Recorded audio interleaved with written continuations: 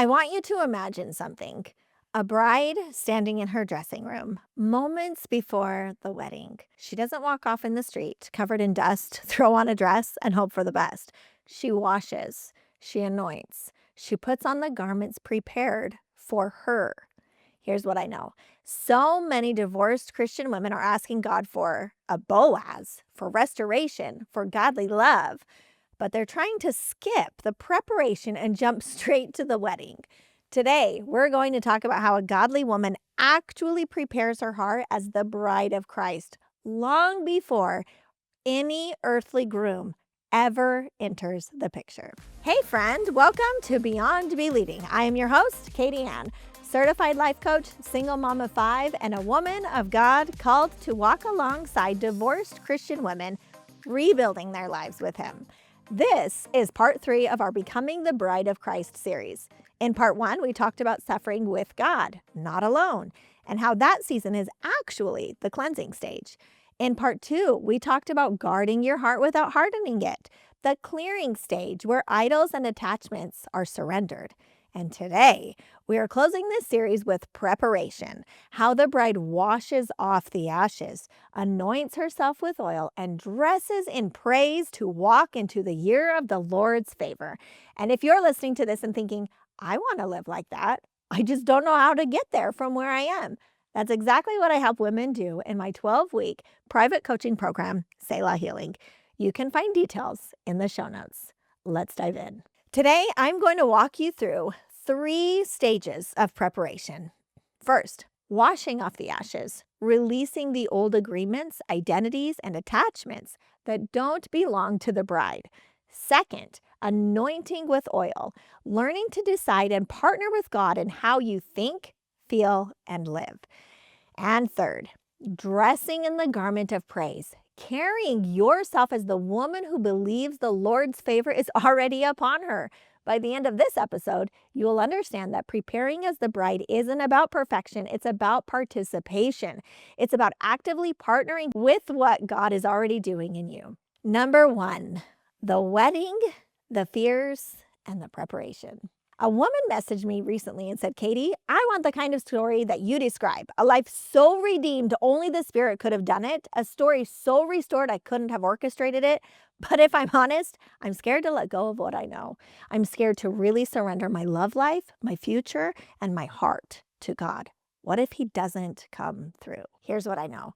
Most women want the result of being the bride, but the part that terrifies them is the preparation, because preparation means letting go of what you can see, releasing the people and fantasies that you've clung to, changing how you think, how you speak, and how you show up, allowing God to redefine what love, safety, and identity even mean. And that feels risky. It feels like standing in that dressing room, looking at your reflection and realizing, I can't walk down the aisle the same way I walked in. This is what today is about. What does it actually look like, practically, daily, to prepare your heart as the bride of Christ? Number 1, washing off the ashes, cleansing and letting go. Now, Isaiah 61 tells us to bestow on them a crown of beauty instead of ashes, the oil of gladness instead of mourning, and a garment of praise instead of a spirit of despair. In part 1, we focused on the remedies. Today, I want you to see the process.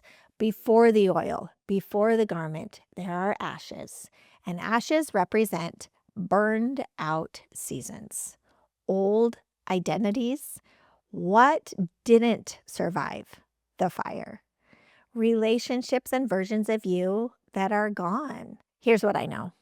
You cannot prepare as the bride while clinging to handfuls of ashes. This is where that let them concept becomes holy. Let them leave. Let them choose differently. Let them reveal who they are. Let them expose whether they were meant to be part of your story or just a chapter in it. And here's the paradox I teach my Selah clients. The more you try to convince someone you are what they want, the less you become the person you truly are. But the more you focus on who God created you to be and who He says you are, the more you become the woman God designed. And ironically, the woman a godly man might eventually recognize and actually miss. That's not the point. That's not the goal. It's just how it works. You create what you're focused on. And if you're focused on controlling him, you'll miss everything God is trying to teach you about you. If you're focused on who left, you'll miss the one who stayed. There's that quote, if you love something, set it free. If it comes back, it's yours. If not, it never was. Letting go partially is easy, but letting go fully, that requires trust in God, and it requires a hard question. Lord, is this thing really an idol on my heart instead of you? Recently, when I prayed this, Lord, show me if it really is an idol on my heart. And he said, yes. My prayer became, set me free of that because I want you to be my everything. And he opened my eyes to see that what I was clinging to was not what he had for me. Was that painful? Deeply. But it was holy. That's what washing off the ashes looks like. It's not just crying about what burned. It's letting God wash off the residue of what is no longer yours to carry. Number 2, anointing with oil, deciding who you will be. Once the bride washes, she doesn't just stand there dripping, she anoints. Isaiah calls it the oil of gladness instead of mourning. Gladness doesn't mean pretending. It means choosing to agree with God on purpose. I want to show you what that's looked like in my own life. In very practical, now when I was in 7th grade, I was diagnosed with exercise asthma and I was prescribed an inhaler. But during one of my volleyball games, I got so sick from using my inhaler. And in that moment, I decided I am not going to experience that ever again. So I taught myself to breathe differently. I counted every breath while I ran. I learned to stay in control of my breathing anytime I exercise. It took an incredible amount of focus, but over time, that intentional decision became second nature to me, and I've never used an inhaler again. When I found out I was expecting my oldest daughter, I decided I am going to take care of my health and my body. I'm not just going to accept whatever happens because I'm pregnant. So I learned about nutrition.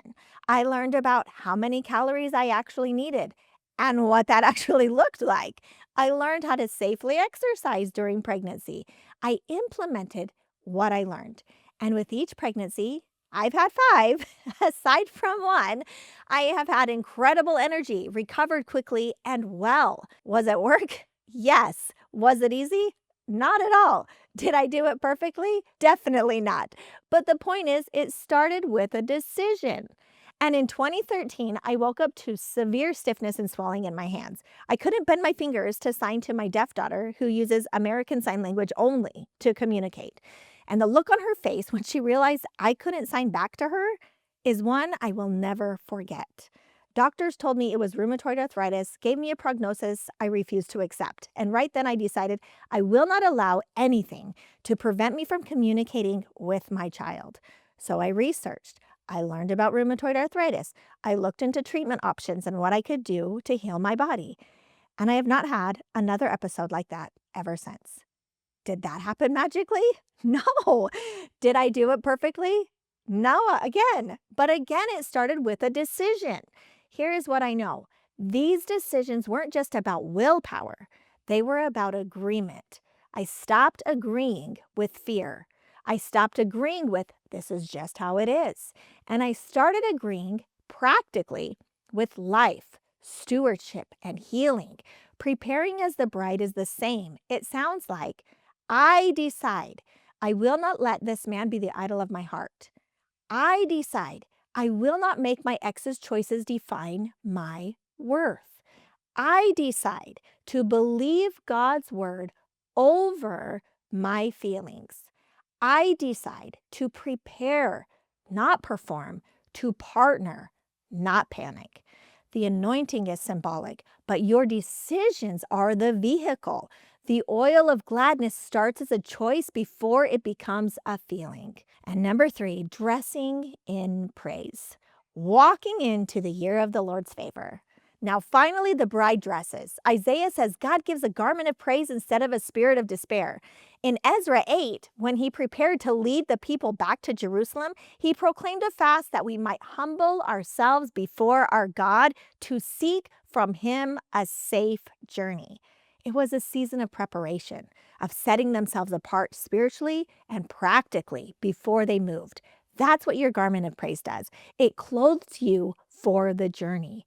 Praise is not just the song you sing at church. It's the posture that says, I believe God is who he says he is.